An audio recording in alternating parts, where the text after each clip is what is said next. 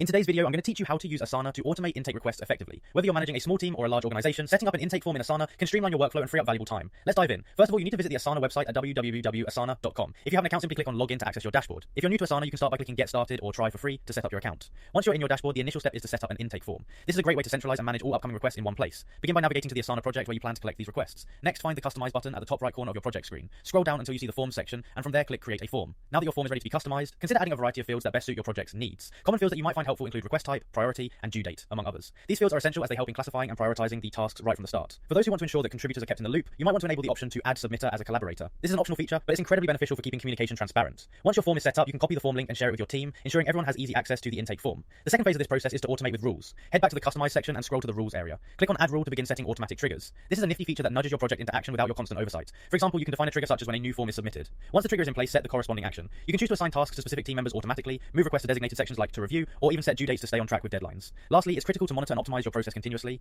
Utilize Asana's dashboards and reports to track trends and gather insights into your request processes. Monitoring these trends regularly allows you to tweak and adjust the rules as needed, thereby improving overall efficiency. By carefully following these steps to set up a streamlined intake and automation process in Asana, you can ensure that your team operates smoothly and stays on top of its tasks. Don't forget to revisit and refine your setup periodically based on your observations and any new requirements that may arise. Thank you for joining me today. Happy organizing.